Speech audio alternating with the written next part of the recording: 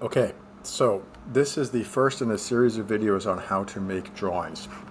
The first thing you need to know is, in order to make drawings of the different parts of your Fusion model, you need to make sure they are components. So if you have been careful about making components all the way through, you're in good shape. If you're not, like in this model here, most of these parts are actually unnamed bodies. So this is really what you hopefully are not going to be facing. But if you are facing this, then what you will need to do is you will need to, let's say, for example, I want to make a drawing of this top shelf. So if I click on it, I can see by the underlining here which body it is. So I'm going to rename it right away so I don't forget that. Top, let's call this big shelf. And then I need to right click on that body and go create component. And so now it's made me a component.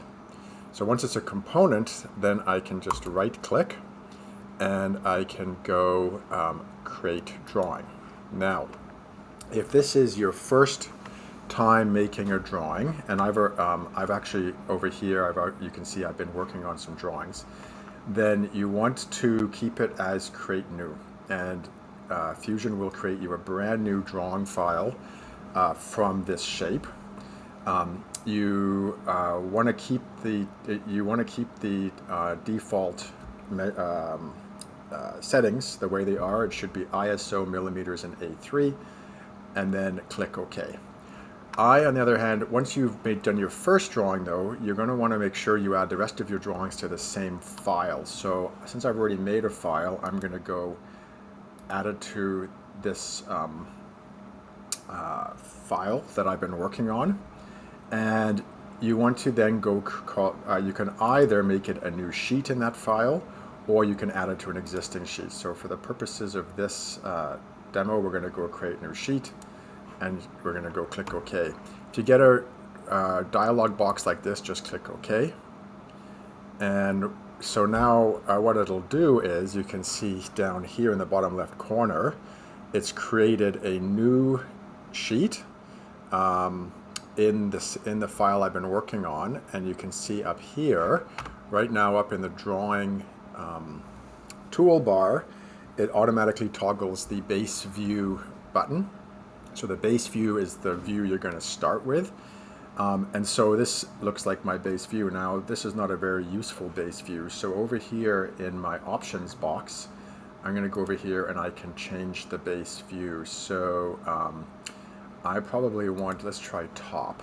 Aha. So now I can see the shelf, the top of the shelf. So that's a much better base view. Now I can also, I want to think about the size. So this is actually not a bad size, but if I want to make it bigger, I could go over here and change the scale to like 1:4. Okay, and it would make it bigger, or I could, if I want to make it smaller, I could change the scale to 1:10. I think we'll stick with 1:4. And so you just want to, don't worry about, you can move things around later, so just get it in your drawing and click OK. And so there you've got your base shape that you're going to use to build your drawing out. Now if you double click on it, you can go and change some of the features. Specifically, you can change the way it looks. So you can so depending on what kind of what you're trying to communicate, you can change the way it looks. And you can also, once you've closed this dialog box, if it's selected, you can just move it around. So the next step is to create your views. So for that to happen, you want to go over here and click on the next button over, the projected view button. And so now if I click on my base shape once, it will line up my projected views depending on where I move my cursor. So if I want, and you don't have to have 4 projected views, you need enough so that you can add all of the dimensions you need. So I'll probably put one on this side, and I'll put one up here at the top.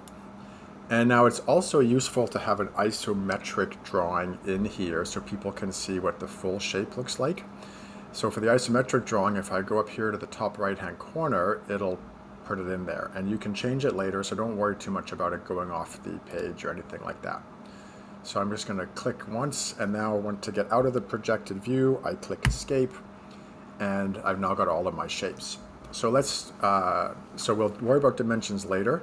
I'm just going to drag this down, and now if I double click on this, I can change the scale. So I probably want this to be a bit smaller. So I might make this a 1:8, maybe 1:6.